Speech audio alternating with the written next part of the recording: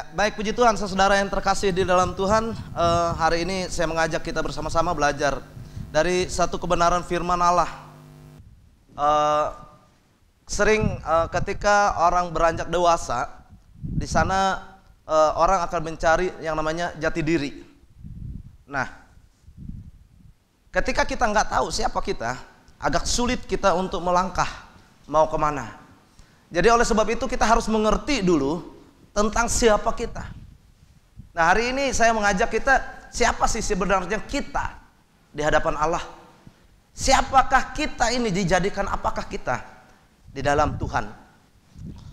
Membangun identitas diri. Ketika kita nggak tahu identitas kita, sulit untuk kita melakukan apa yang benar menurut kehendak Allah. Jadi apa yang saya katakan, sering saya katakan, kita harus memiliki pengetahuan yang benar, memiliki pengertian, pemahaman yang benar akan Allah, dan memiliki pengenalan yang benar akan Tuhan, sehingga sungguh-sungguh kita akan bisa hidup di dalamnya.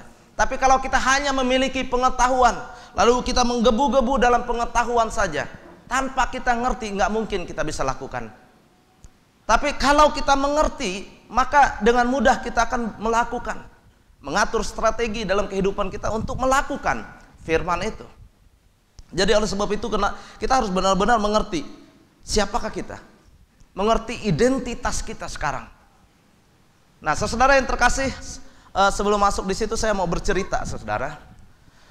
Di sebuah kota, itu kota besar, saudara, dan hiruk pikuk manusia, kesibukan dan lain sebagainya lengkap di kota itu. Di kota itu sudah dikuasai oleh kegelapan seperti itu, karena di kota itu dikuasai oleh para orang-orang yang jahat. Saudara mungkin kalau menonton biasanya mafia dan lain sebagainya, ada bandar-bandar narkoba dan bandar-bandar besar gitu menguasai wilayah itu. Nah, seperti itu dikuasai oleh orang-orang yang seperti itu, dikuasai oleh narkoba, dikuasai oleh perjudian, kemabukan, pesta pora, dikuasai oleh perzinahan dan lain sebagainya. Kota besar itu, dan semua orang masing-masing melakukan kegiatannya. Nah, saudara, di kota itu ada sekelompok anak-anak muda. Mereka cukup banyak, saudara, puluhan orang. Dan mereka, apa yang mereka kerjakan, mereka tingkatannya agak rendah dari yang lain. Kalau yang lain mungkin mafia dan lain sebagainya, mereka ini hanya untuk menyambung hidup. Jadi mereka mencuri untuk mereka makan, mereka main judi untuk kesenangannya, dan mereka melakukan apa saja, ngamen dan lain sebagainya untuk menyambung hidup. Mereka nggak punya pakaiannya ya paling hanya untuk ada ganti, jadi dua setel lah seperti itu. Dan di daerah mereka itu ada sungai, dan mereka mandi di sungai. Nggak ada tempat mandi, dan kadang-kadang kalau lagi panas mereka cebur aja. Jadi nggak punya sabun, nggak punya sampo, jarang, hampir nggak pernah potong rambut. Jadi rambut mereka gondrong semua, panjang-panjang. Dan apa yang mereka lakukan sebenarnya adalah hanya untuk menyambung hidup.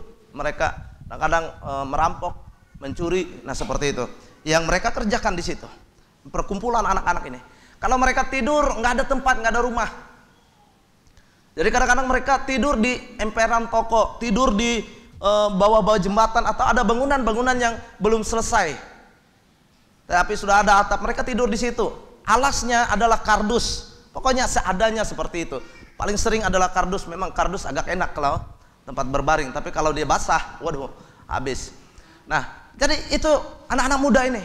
Nah, satu ketika dan di kota itu, saudara, ada juga orang bernama Pak Injil. Saya beri nama Pak Injil. Nah, Pak Injil ini tinggal di kota itu juga. Dia punya rumah mewah, punya istana seperti itu, dan sangat dikenal orang itu. Sangat dikenal dermawan, suka menolong, suka membantu, suka memberi. Dikenal dengan kasihnya Pak Injil ini. Dan satu ketika Pak Injil ini dalam perjalanan di kota, ketemulah dengan anak-anak muda itu. Wah, ketika dia lihat, dia tertarik. Akhirnya dia berhenti, dia panggil anak-anak itu. Mari ke sini. Biasa orang takut, saudara, apalagi dengan rambut gondrong dan lain sebagainya, bau, pokoknya waduh, pakaian jarang ganti. Ya, hanya untuk makan. Kadang-kadang beli sabun juga nggak cukup duitnya.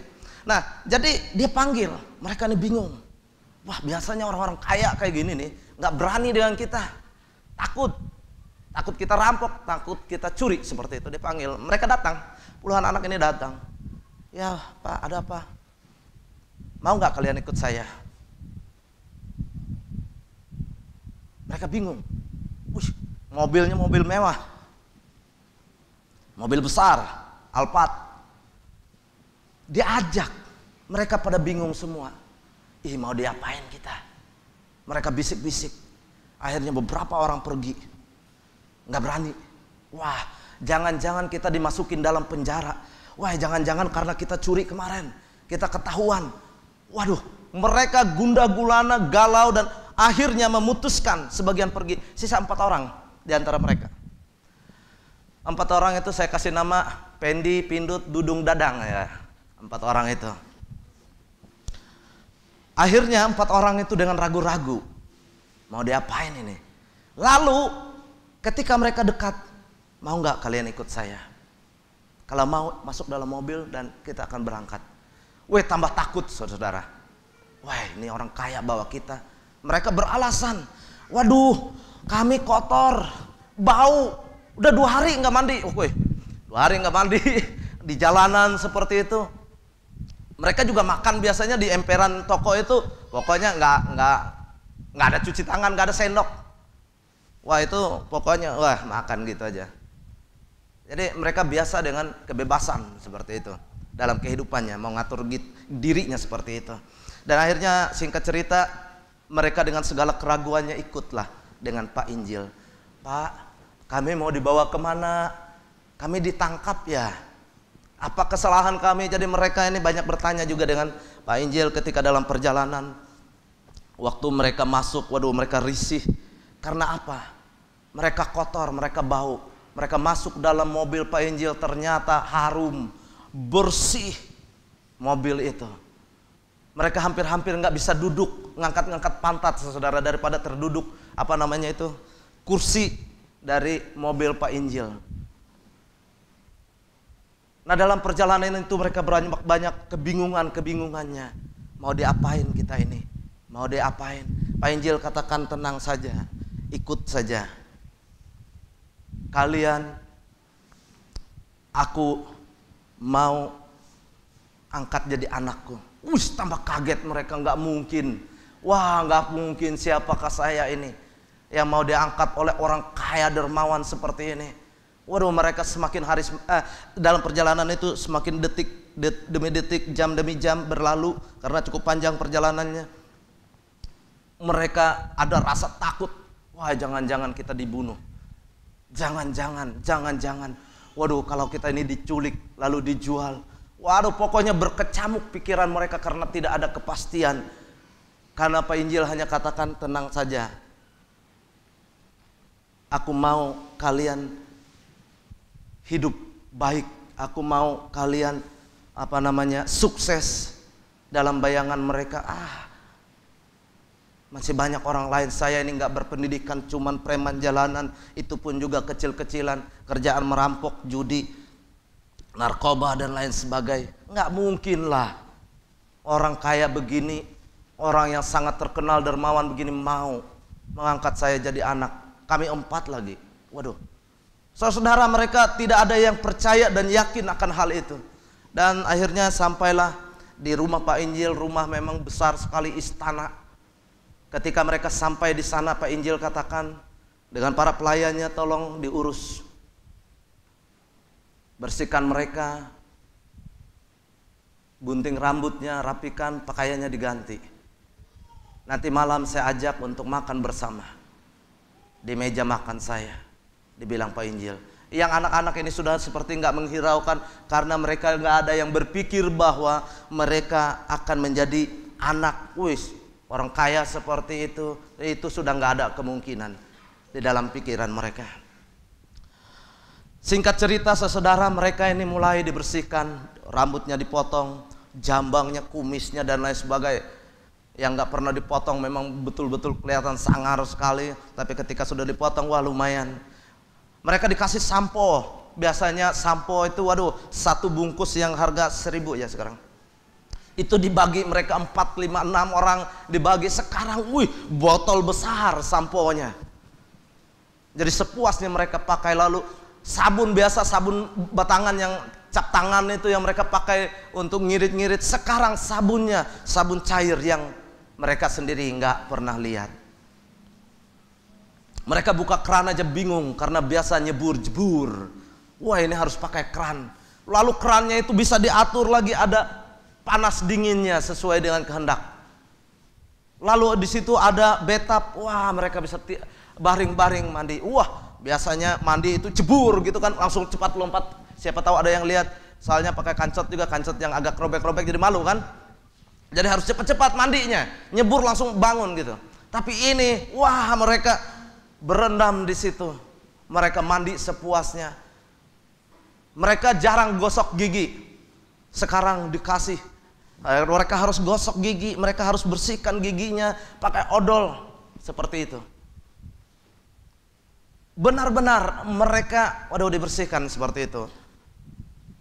Akhirnya kuku-kuku yang hitam dan lain sebagainya itu dipotong. Pokoknya semua, seluruh tubuh mereka dibersihkan. Dan itu bukan hal yang biasa buat mereka. Waduh, ngapain juga bersih-bersih. Biasanya sih ya memang hari-harinya kotor-kotor gitu, di jalanan yang berdebu dan lain sebagainya. Tapi hari ini adalah hari yang spesial rupanya, yang gak pernah mereka rasakan. Mandi pakai sampo sepuasnya, mandi pakai sabun sepuasnya. Biasanya nggak bisa potong rambut karena memang nggak punya uang untuk ke salon. Lalu diantara mereka juga nggak punya gunting untuk potong rambut. Jadi rambut mereka gondrong semua, panjang. Tapi hari itu mereka dipotong rambut. Ketika mereka berdiri di depan cermin, wow, ternyata saya gagah, ternyata saya ganteng. Saya pikir saya paling jelek di dunia dulunya. Dia pikir gitu, karena apa? Ya nggak pernah dibersihkan, nggak pernah dipotong rambut, janggut, kumisnya nggak pernah dipotong seperti itu. Hari itu hari yang luar biasa bagi mereka. Nah, setelah mereka dimandikan, dibersihkan seperti itu, mereka bisa setelah itu, saudara, mereka dikasih parfum, minyak rambut. Nggak pernah pakai parfum. Wes, itu hampir 1 botol habis mereka semprot terus karena harumnya begitu luar biasa. Waduh, nggak pernah menghirup parfum yang harum. Jadi mereka, wes, ini parfum orang kaya. Wes, pokoknya mereka ini bersuka cita sekali menikmati itu semua. Mereka hilang pikiran mereka yang galau, yang tadinya menerawang, oh jangan-jangan kita dibunuh dan lain sebagainya, ini udah hilang ketika mereka ada di situ. Wah, kita benar-benar aduh enak sekali. Setelah itu, saudara, setelah pakai minyak rambut, pakai parfum, mereka dikasih pakaian bagus, pakaiannya bagus. Semuanya pakai pakaian bagus. Wih, biasanya jalan itu gimana? Wah, ini sudah jalannya agak berubah. Mereka ramai di atas ini, di dalam kamar itu. Mereka loncat-loncat di kasur. Wih, biasanya mereka tidur di kardus, sekarang spring bed. Wih, keren sekali. Mereka nggak biasa nonton TV. Kalau nonton TV itu di warung-warung, lihat-lihat seperti itu. Sekarang TV-nya ada di dalam kamar mereka. Pokoknya mereka seru hari itu, menikmati semua yang ada. Nggak pernah merasakan AC hari itu. Mereka dingin di situ. Biasanya panas-panasan, keringatan. Nah, saudara yang terkasih, sampailah di sore hari. Ketika di sore hari, ya jam-jam makan, sekitar jam 7 malam, akhirnya mereka diajak, ayo, Bapak mau makan bersama dengan kalian. Akhirnya mereka datang. Wah, mejanya ada, mejanya bersih, kursinya ditarik. Akhirnya mereka duduk. Weh, mereka senyum-senyum. Oh, ini bos, mereka bilang. Hari itu memang hari yang sangat spesial buat mereka. Mereka makan bersama-sama. Tetapi, saudara, mereka ini kebingungan. Di situ ada piring besar. Lalu ada sendok, garpu, lalu ada pisau kecil. Lalu air minum di situ ada yang putih, orange cream, wah, air putih, apa jus, ada apa namanya, susu. Mereka ini kebingungan. Mereka cukup lapar. Akhirnya Pak Injil belum datang. Wah, sudah 2 tangan saudara mau ngambil nasi, ngambil paha ayam dan lain sebagainya. Stop. Dibilang pelayan, nggak boleh gitu caranya. Ini rumah Pak Injil, ada aturannya makan. Kalian biasa gimana? Oh, mereka ceritakan, nggak pusing, makan. Kadang semua nasi atau apa masih ada di jenggot, di kumis-kumis mereka. Tapi ini stop. Mereka juga nggak berani karena merasa di rumah orang. Akhirnya biasa nggak pakai sendok? Kalau pakai sendok sih sering gitu, tapi jarang. Tapi sudah bisa. Oke, dikasih sendok garpu, diajarin mereka. Pakai apa namanya ini? Yang supaya baju nggak kotor, celemek apa? Iya dipakai. Mereka udah bingung juga apa ini. Mereka pikir makanan. Akhirnya disingkat ceritanya mereka diajarin bagaimana makan, bagaimana mengambil nasi, lalu minuman apa yang diminum dulu sedikit. Wah, bukan kalau biasa itu apalagi lagi haus panas-panas, mereka itu langsung go, itu bisa habis langsung. Tapi ini diatur baik-baik. Ini orang kaya. Ini biasa dengan gaya gimana gitu, bangsawan. Akhirnya mereka diajarin, mereka makan, memakai sendok, garpu, memakai pisau kecil itu, dan bagaimana apa-apa saja yang duluan, lalu apa yang menjadi makanan penutup dan lain sebagainya, semua diajarin. Oh gitu mereka. Ya karena merasa bahwa di rumah orang dan mereka ikut aja aturan itu. Mereka selesai makan, Pak Injil datang. Pak Injil datang, lalu ayo kita makan. Mereka sudah diajarin bagaimana makan. Jadi santai aja kan, walaupun agak gugup-gugup gitu. Mereka ambil makanan sesuai dengan peraturan yang sudah diajarkan. Wah, Pak Injil senang. Wow, puji Tuhan. Jadi para pelayan-pelayanku tadi bisa mengajarin mereka. Walaupun mereka ini orang tidak berpendidikan, anak kotor dan lain sebagainya, tapi mereka bisa diajarin. Pak Injil senang melihat itu. Nah, waktu berlalu saudara, mereka ini apa saja yang mereka mau, mereka ke mall dan lain sebagainya diantarin. Ada sopirnya, ada teman mereka mau beli apa saja, tapi mereka nggak pernah pegang uang.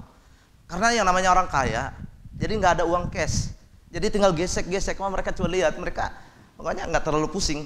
Mau pakaian apa saja mereka ambil, mau sepatu dan lain sebagainya.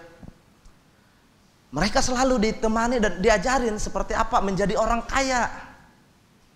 Karena mereka mau diangkat menjadi orang kaya, diajarin bagaimana jadi orang kaya.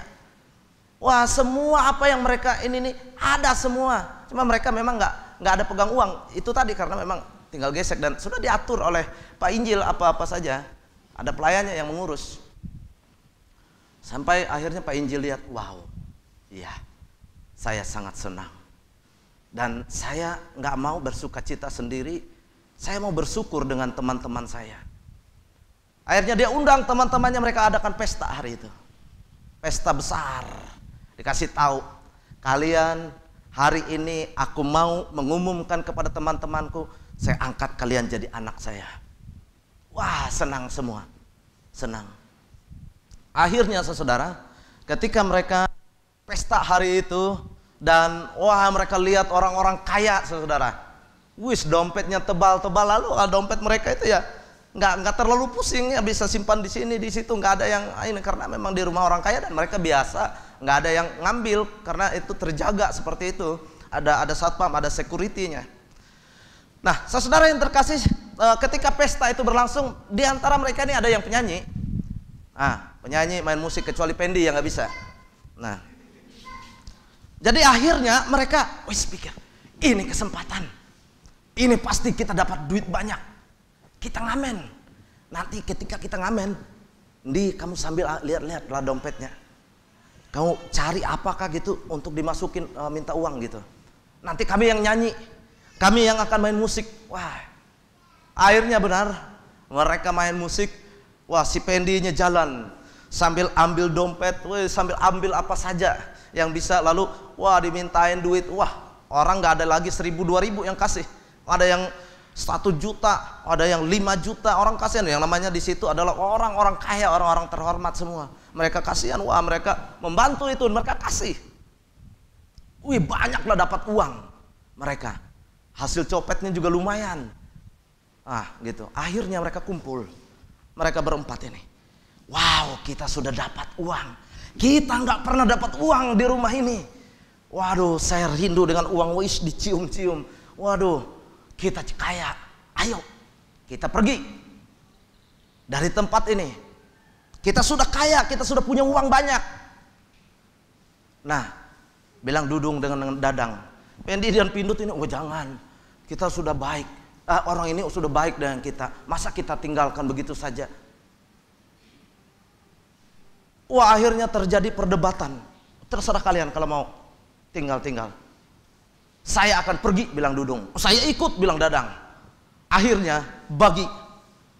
Karena mereka pergi, ya silakan. Karena ya namanya teman, ya silakan ambil yang lebih banyak untukmu, untuk kalian berdua. Nanti kita ini pokoknya, waduh, bersenang-senang. Lama sudah nggak main perempuan, lama sudah nggak ini, nggak itu. Wah main biliar, wah main judi, dan mereka bayang, wih ini narkoba cair nih. Kita bisa bersenang-senang di luar, ini uang banyak. Akhirnya Dudung dan Dadang memutuskan untuk pergi. Pergilah mereka, dia dari rumah itu. Sisa Pendi dengan Pindut di situ. Lalu ributlah dalam pesta itu. Kok kenapa ada pengamen masuk? Maaf saudara, tadi ada ketinggalan. Ketika mereka mau ngamen, mereka pasang baju yang lama. Baju mereka yang kotor bau dulu itu, mereka ambil lagi, mereka pasang supaya bisa ngamen. Kalau baju bagus kan kurang ini, jadi akhirnya mereka pakai baju yang lama, pakaian yang lama itu mereka pasang dan mereka udah ngamen. Nah akhirnya ketika ribut itu, siapa bingung, siapa sih yang buat kegaduhan ini, kok bisa ngamen di sini? Masa ada pengamen masuk di dalam rumah kita? Mana security? Ditanggil. Akhirnya ketahuan mereka berempat. Dicarilah sama Pak Injil, panggil mereka semua. Panggil sisa 2 orang. Ketika 2 orang menghadap, apa yang kalian lakukan? Kalian mempermalukan saya. Ini tempat terhormat. Kalian itu saya angkat jadi anak saya. Kenapa kalian lakukan ini semua, mempermalukan saya? Bilang Pak Injil, aduh, bagaimana saya taruh muka di depan teman-teman saya para bangsawan itu. Aduh kalian, aduh. Mana sih Dudung dengan Dadang? Sudah pergi. Pergi kemana? Nggak tahu. Cari. Wah dicari di sekeliling istana nggak ada. Tuan itu sudah pergi, kami nggak tahu.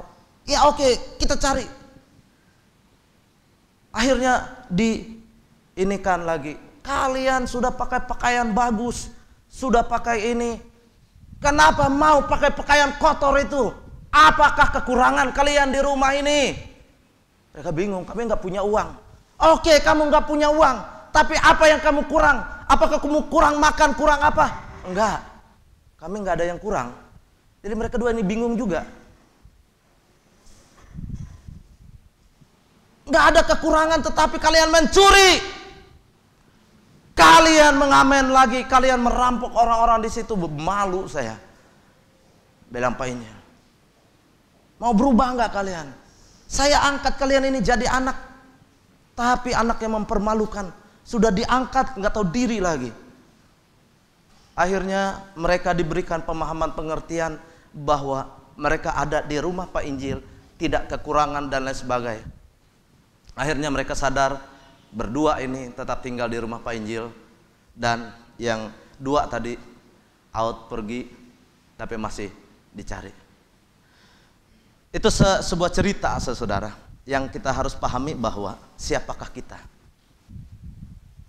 Kalau kita menjadikan diri kita seperti keempat anak tadi, maka engkau nggak tahu bahwa engkau anak raja. Engkau nggak tahu bahwa engkau anak orang terhormat, anak bangsawan, anak Yesus Kristus, raja di atas segala raja. Kalau sampai hari ini engkau mengemis, engkau nggak tahu jati dirimu, engkau nggak tahu identitasmu. Siapakah kita di hadapan Allah? Di 2 Petrus 1 Petrus pasal 2 ayat 9 ini mengatakan, tetapi kamulah bangsa yang terpilih. Ketika mereka ada di jalanan, orang yang hina papa di situ, dia datang, dia panggil. Ketika dia panggil, banyak orang juga nggak mau datang, nggak mau ikut, masih ragu-ragu. Hanya 4 orang itu datang. Tapi ketika mereka datang, ketika dengar panggilan itu, mereka datang dan ikut dengan Pak Injil. Hanya 2 orang akhirnya terpilih. Yang 2 orang nggak tahu. Besok lagi kita sambung gimana ceritanya. 2 orang itu.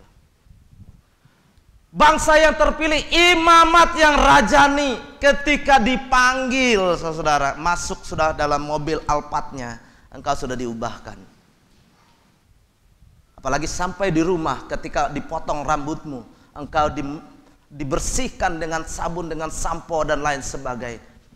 Engkau dipakaikan baju yang bagus, baju lama mau dibuang. Engkau dipakaikan parfum supaya engkau harum, bukan bau busuk. Saudara bisa bayangkan, Allah pencipta langit dan bumi memilih kita menjadi anaknya, menjadi ahli warisnya. Yang konyol, kita akan lihat seperti apakah sebenarnya kehidupan kita. Seperti 4 orang tadi.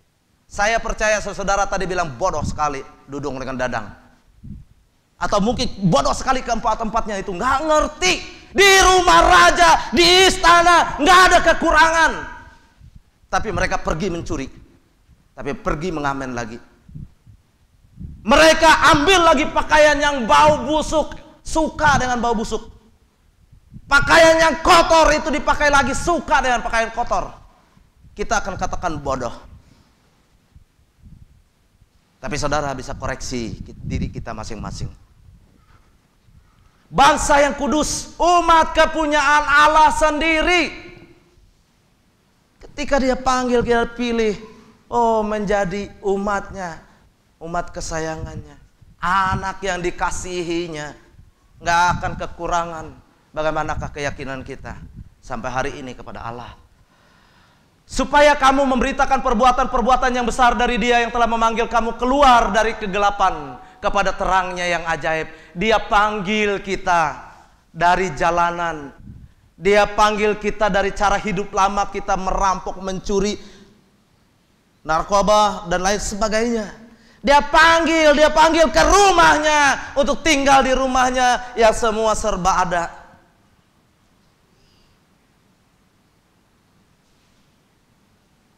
Nah, itu yang saya katakan berlanjut. Karena Dudung dengan Dadang nggak tahu di mana rimbanya.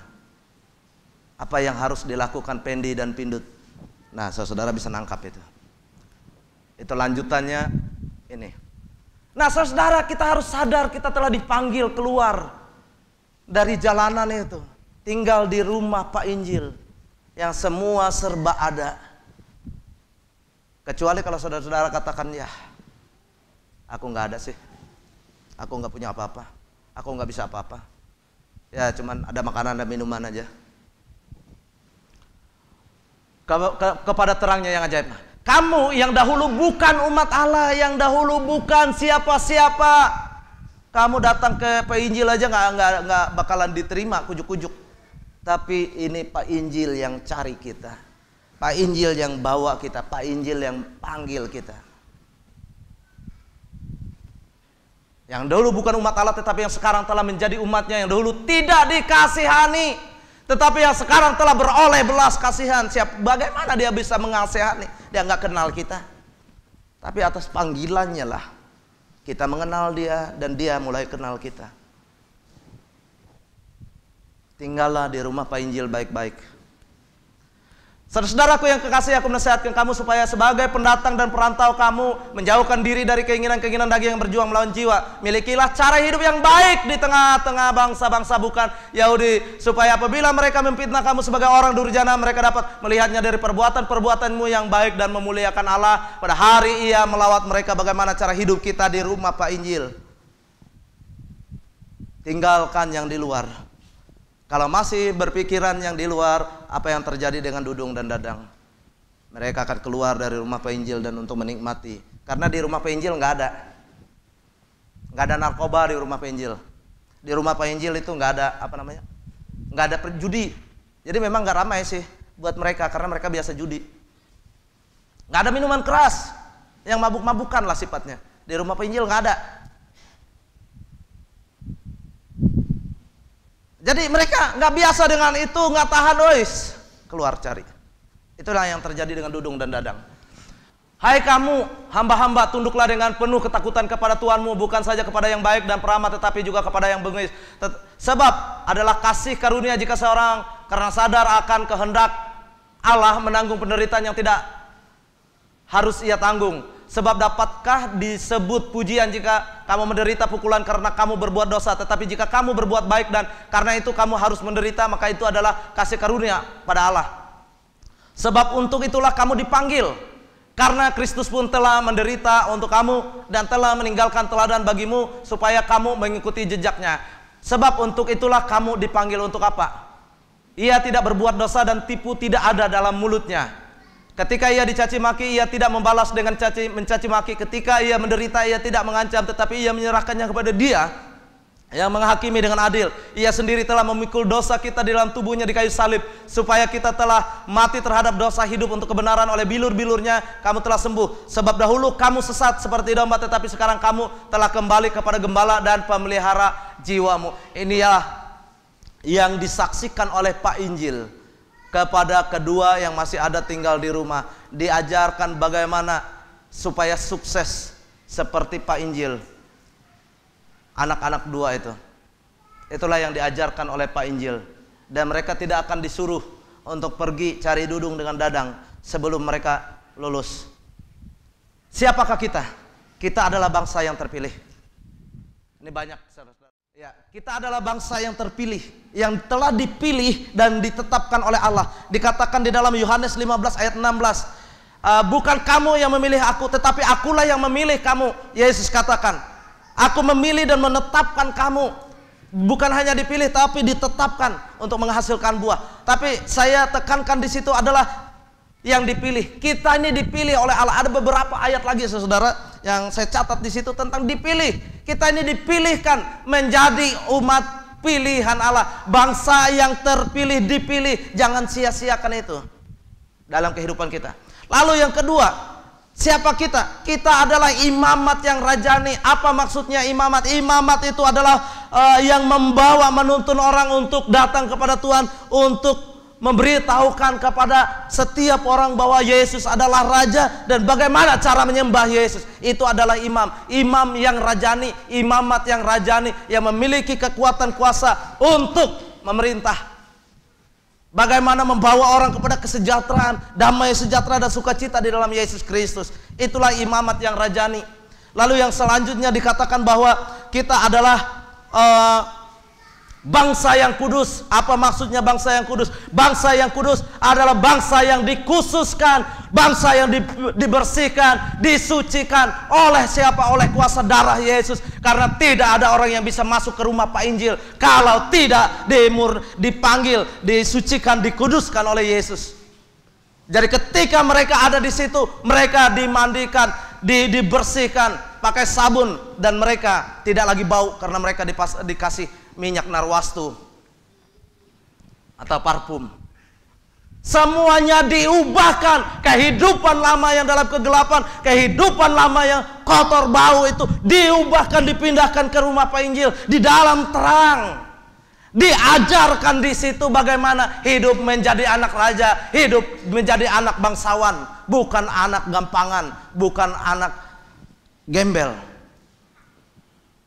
Diubahkan, dipanggil dari gelap kepada terangnya untuk menjadi, benar-benar menjadi anak Pak Injil. Tapi yang jadi persoalan mungkin tidak terlalu sulit ketika mereka datang ke rumah Pak Injil, tetapi untuk mengubahkan pikiran dan hati mereka itu sulit. Karena mereka pikiran dan hatinya masih ada di jalanan, pikiran dan hatinya masih ada terikat kepada dunia, kepada kenikmatan yang ada yang ditawarkan di sana. Karena di rumah Pak Injil sekali lagi nggak ada narkoba, jadi mereka nggak bisa di rumah Pak Injil. Mereka harus keluar cari kalau mereka mau ngisap sabu-sabu. Di rumah Pak Injil nggak ada dan nggak boleh. Akhirnya mereka keluar. Itu yang sering saya katakan saudara, bahwa Tuhan nggak pernah yang membiarkan kita. Dia mau kita hidup di dalam Dia, di dalam kuasa dan benteng. Tetapi persoalannya kaki kita ini gatal, mau keluar dari bentengnya Tuhan. Karena di luar Tuhan itu yang ada narkoba, itu ada lain-lain di luar Tuhan. Tapi kalau di dalam Tuhan itu nggak ada. Jadi bukan salah Tuhan, kita yang karena pikiran kita keluar dari jalur itu. Dikuduskan, disucikan, dibersihkan. Dikatakan bahwa kita ini telah ditebus oleh darahnya yang mahal. Namanya ditebus adalah milik yang menebus. Tetapi saudara, banyak orang berontak seperti Dudung dan Dadang. Akhirnya keluar dari rumah Pak Injil, dari rumah kasih karunia itu, untuk menikmati kesenangan di luar. Jadi saudara, ketika saudara melakukan apa yang nggak benar di hadapan Allah, itu saudara sedang ada di luar Kristus, bukan di dalam Kristus. Jangan berpikir, waduh aku terus ada di dalam Kristus, tapi engkau berbuat hal yang jahat di mata Tuhan. Sadarkah saudara, saudara sedang ada di luar waktu itu?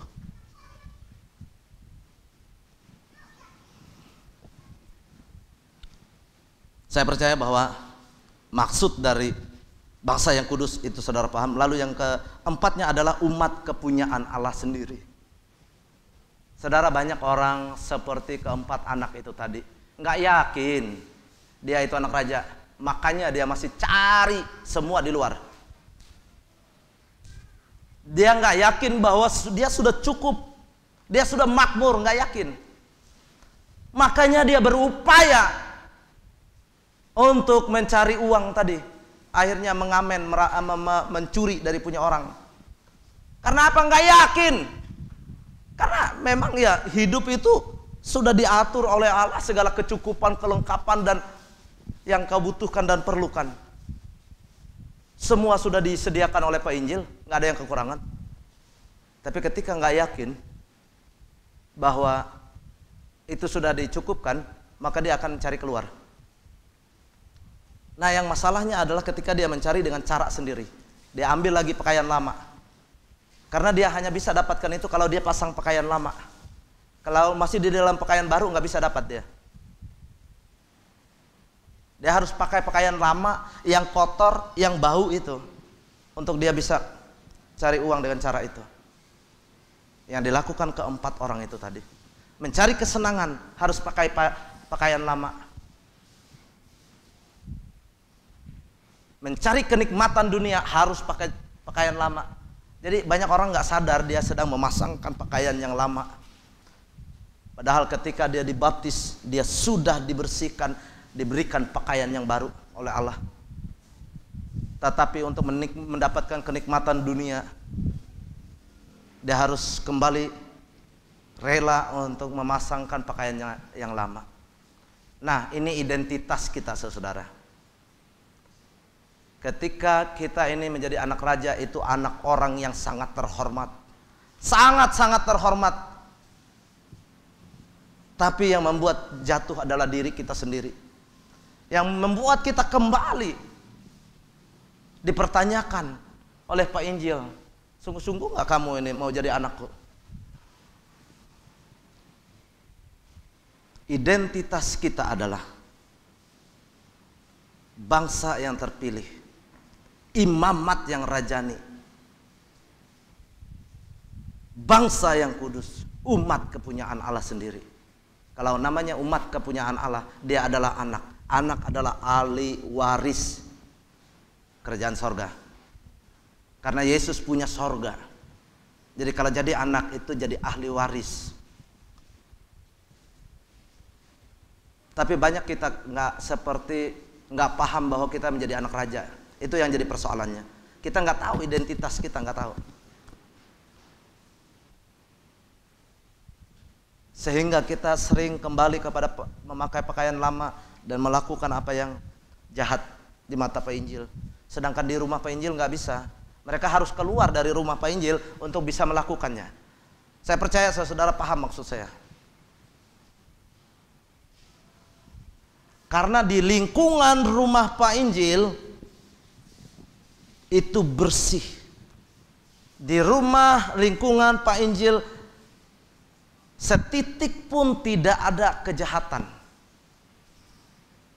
Untuk bisa melakukan apa yang jahat, untuk bisa melakukan kenikmatan yang di luar dari rumah Pak Injil, itu harus keluar dari rumah Pak Injil dulu untuk menikmatinya. Nah, yang jadi masalah adalah jangan sampai Dudung dan Dadang tadi benar-benar hilang. Mereka ketika ketemu enggak malu, enggak pokoknya macam-macam nantinya. Enggak sudah enak di sini, saya sudah menikmatinya. Akhirnya sampai mati enggak bertobat. Enggak mau balik ke rumah Pak Injil. Nah, itu yang repot. Tapi kalau sadar dia bisa balik. Karena sekali lagi saudara enggak perlu apa-apa. Karena sudah disiapkan oleh Pak Injil. Yang terpenting ikuti aturannya Pak Injil.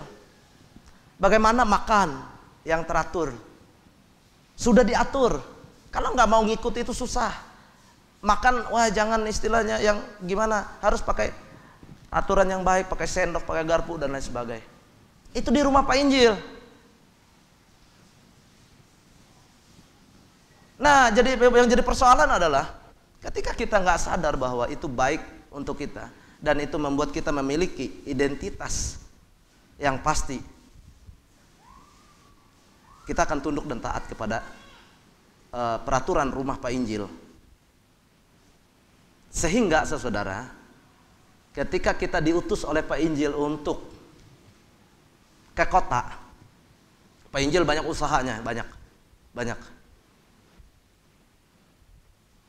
Jadi nanti diutus setelah dari rumah Pak Injil ini sudah diajarkan, dah lulus dan tahu jati dirinya, tahu dirinya siapa, saya anak Pak Injil.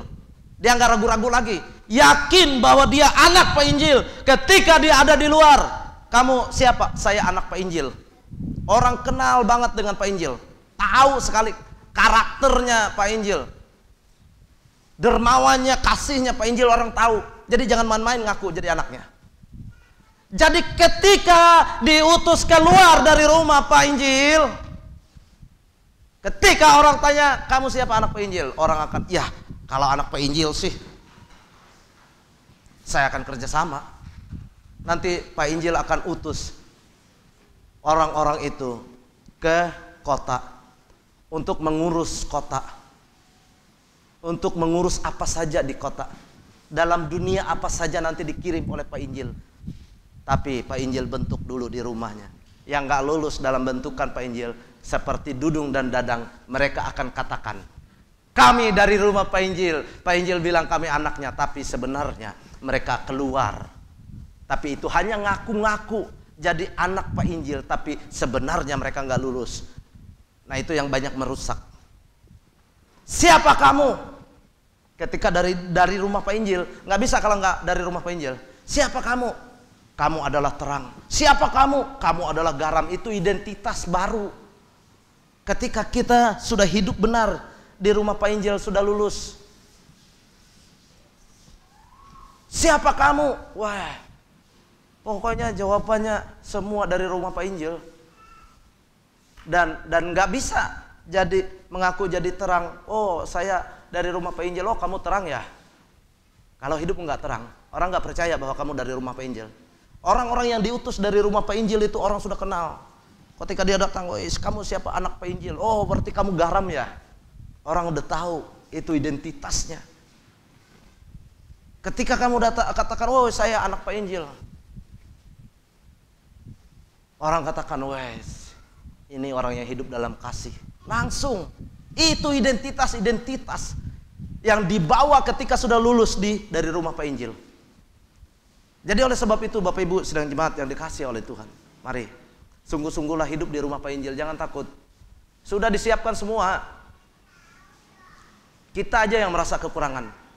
Sudah disiapkan semua. Dan ketika Pak Injil suruh kita ke kota, itu sudah disiapkan semua oleh Pak Injil. Saya tahu saudara paham di sebagian besar apa yang saya katakan. Ketika Pak Injil suruh diutus satu orang, kamu ngurus kota ya, Itu sudah dilengkapi, sudah disediakan oleh Pak Injil. Oh, kamu ngurus dagang saya ya, bilang Pak Injil. Itu semua sudah diurus, dilengkapi oleh Pak Injil. Yang percaya katakan amin. Tapi kalau saudara masih tanya-tanya, saudara belum yakin bahwa saudara anak Pak Injil. Kalau saudara masih seperti mereka 4 tadi, nggak yakin ada duit, saudara akan seperti mereka, mencari dengan cara saudara, nggak yakin bahwa Pak Injil sudah siapkan. Itu namanya iman.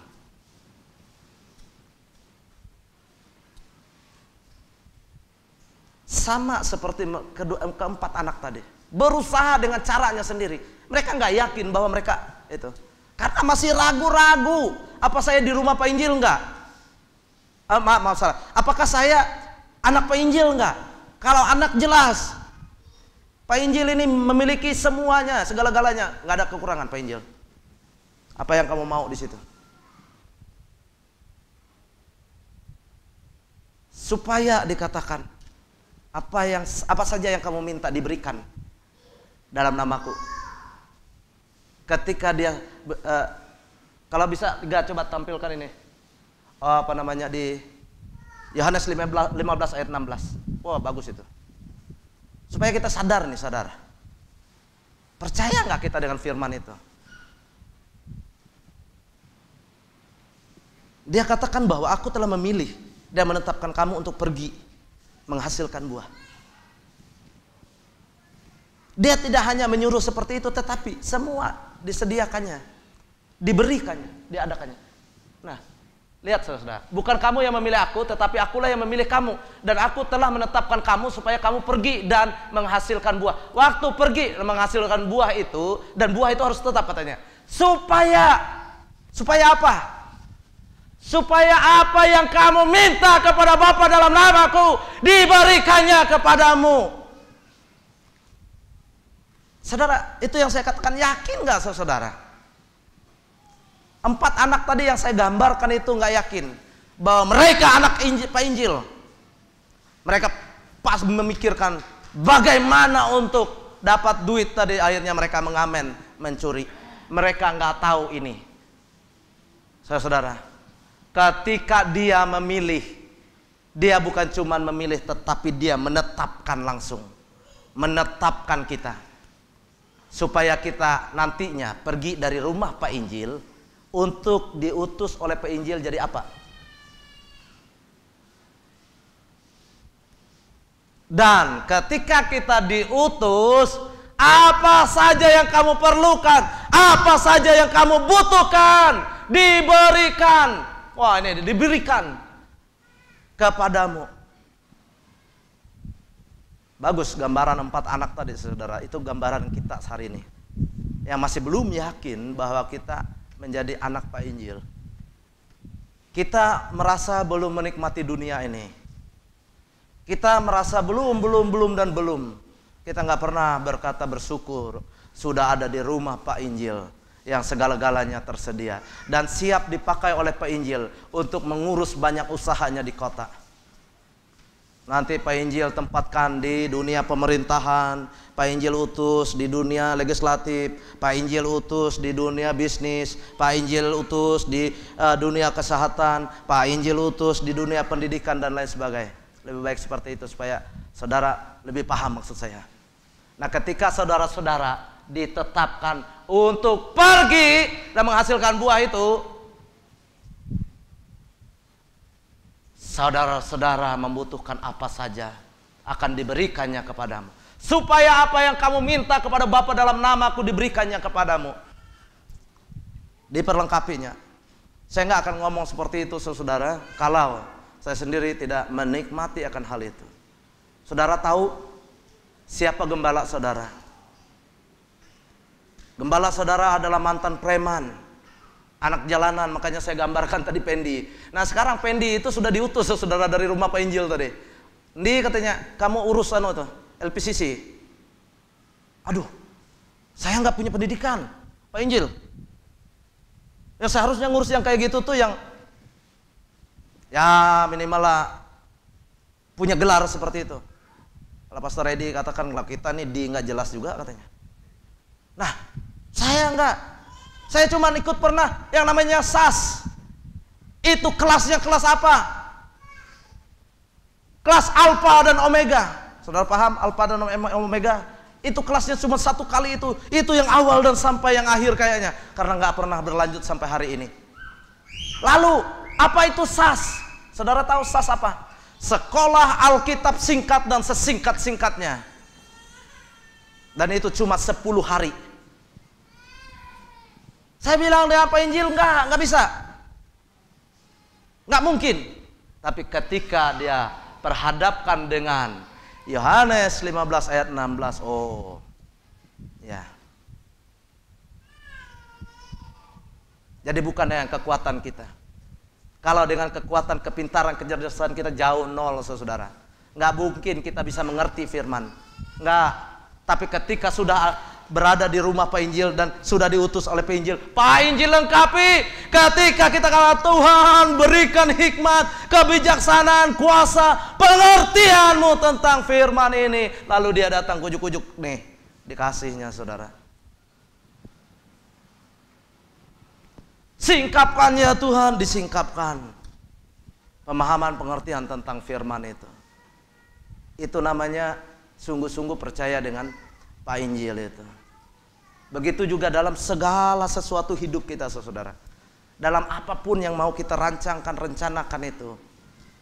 Kita ingat bahwa kita ini dari rumah Pak Injil diutus oleh Pak Injil untuk melakukan semuanya untuk Pak Injil.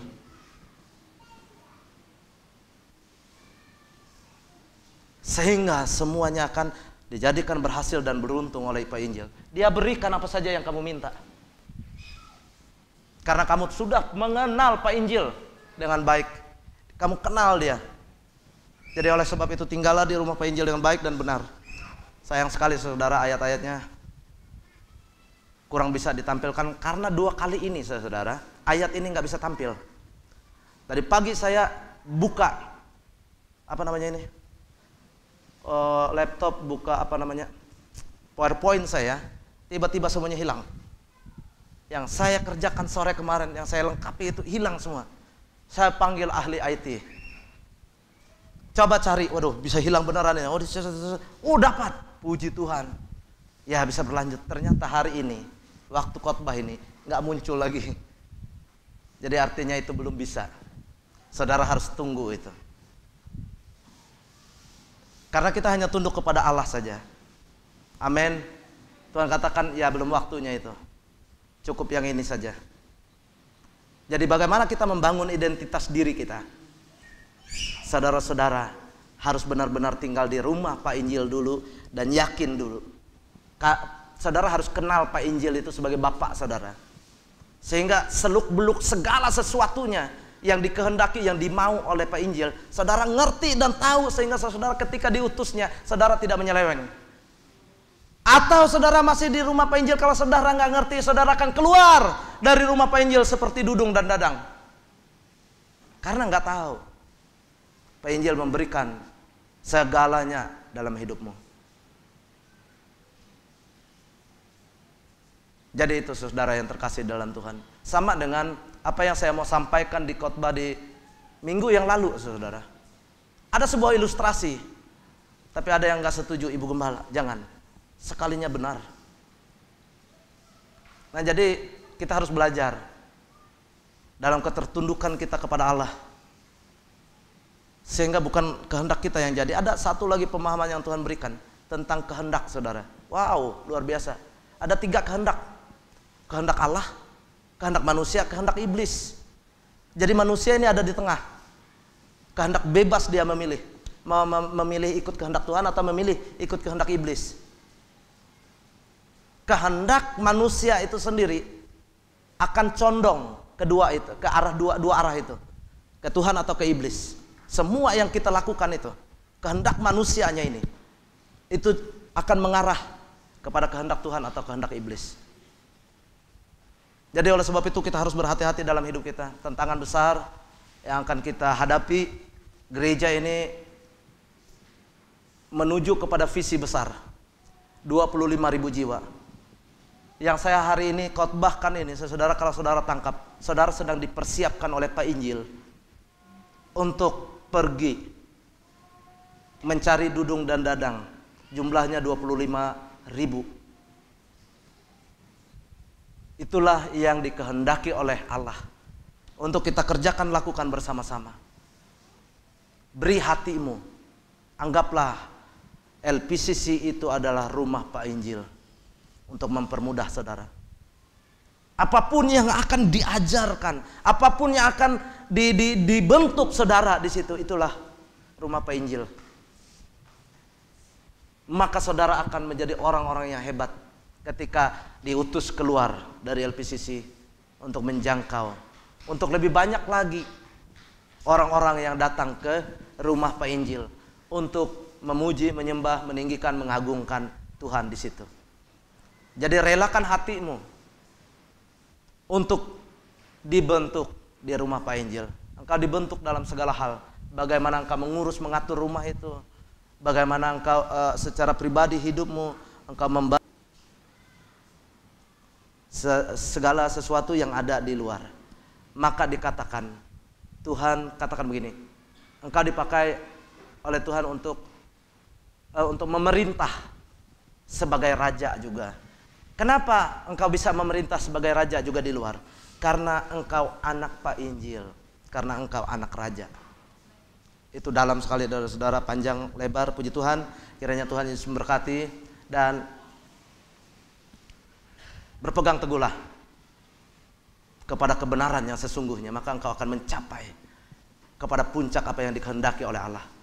Jangan sampai, sekali lagi, jangan sampai keluar rumah Pak Injil tapi tidak kembali. Engkau bisa saja jatuh, tapi rumah itu terbuka kembali karena engkau sudah tahu tempat itu, dan kembalilah ke tempat itu.